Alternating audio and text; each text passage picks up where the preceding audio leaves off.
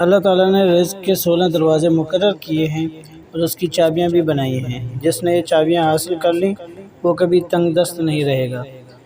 پہلا دروازہ نماز ہے۔ جو لوگ نماز نہیں پڑھتے ان کے رزق سے برکت اٹھا دی جاتی ہے، وہ پیسہ ہونے کے باوجود بھی پریشان رہتے ہیں۔ دوسرا دروازہ استغفار ہے۔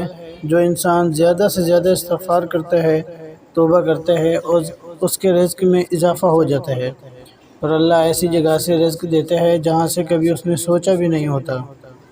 تیسرا دروازہ صدقہ ہے۔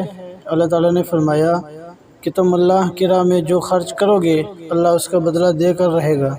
انسان جتنا دوسروں پر خرچ کرے گا اللہ تعالیٰ اسے 10 گنا بڑھا کر دے گا۔ چوتھا دروازہ تقوی اختیار کرنا ہے۔ جو لوگ گناہوں سے دور رہتے ہیں اللہ اس کے لیے آسمان سے رزق کے دروازے کھول دیتے ہیں۔ پانچواں دروازہ کثرت نفلی عبادت ہے۔ جو لوگ زیادہ سے زیادہ نفلی عبادت کرتے ہیں اللہ ان پر تنگ دستی کے دروازے بند کر دیتے ہیں۔ اللہ تعالیٰ کہتا ہے اگر تو عبادت میں کثرت نہیں کرے گا تو میں تجھے دنیا کے کاموں میں الجھا دوں گا۔ لوگ سنتوں اور فرضوں پر ہی توجہ دیتے ہیں، نفل چھوڑ دیتے ہیں، جس سے رزق میں تنگی ہوتی ہے۔ چھٹا دروازہ حج اور عمرہ کی کثرت کرنا۔ حدیث میں آتا ہے حج اور عمرہ گناہوں اور تنگ دستی کو اس طرح دور کرتے ہیں جس طرح آگ کی بھٹی سونا چاندی کے میل کو دور کرتی ہے۔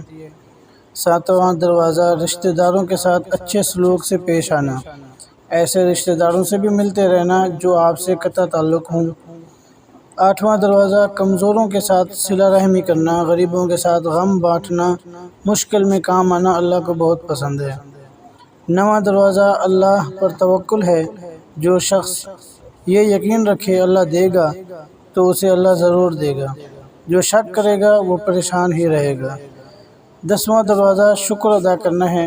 انسان جتنا شکر ادا کرے گا اللہ تعالی رزق کے دروازے کھولتا چلا جائے گا۔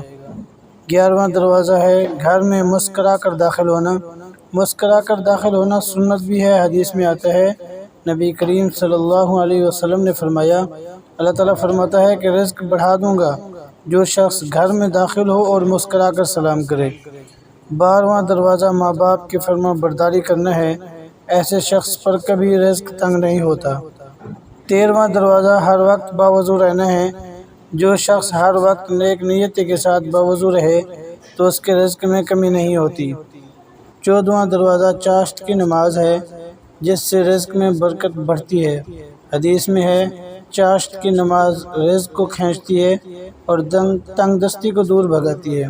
15واں دروازہ ہے روزانہ سورۃ واقعہ پڑھنا، اس سے رزق بہت بڑھتا ہے۔